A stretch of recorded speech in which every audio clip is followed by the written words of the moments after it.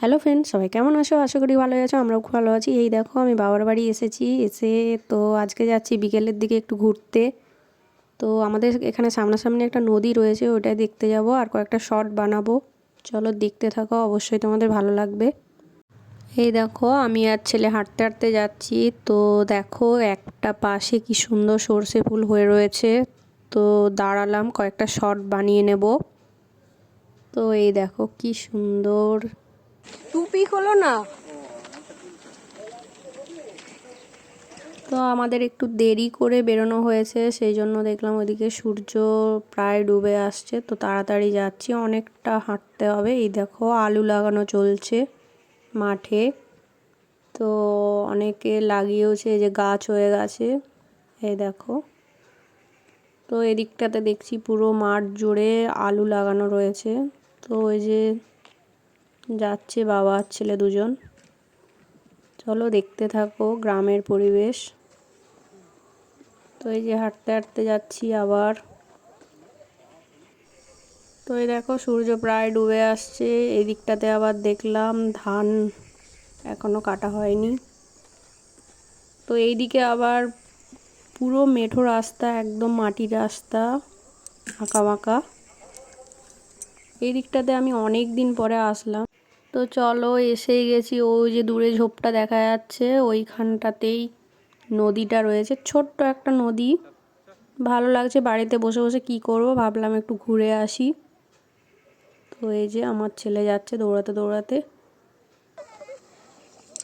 ওই যে দৌড়াচ্ছে। আর এই দিকটাতে খুব সুন্দর পরিবেশটা। ওরা এখন দৌড়াতে দৌড়াতে যাচ্ছে। এই যে আমার ছেলে এই যে উল্টো দিক দিয়ে দৌড়াচ্ছে। তো এই যে এসেই গেছি নদীটা। তো আবার সাঁকো পার হতে হবে, বাঁশের সাঁকো রয়েছে। বিয়ের আগে তখন এখানে একটা মেলা হতো, তো আসতাম তখন এটা দেখতে। এই দেখো সাঁকোটা, জল কম আছে নদীতে।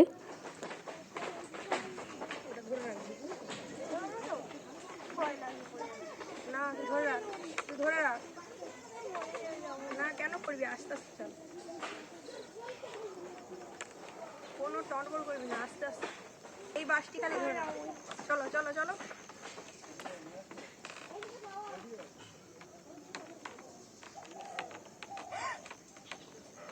যেতে পারবো?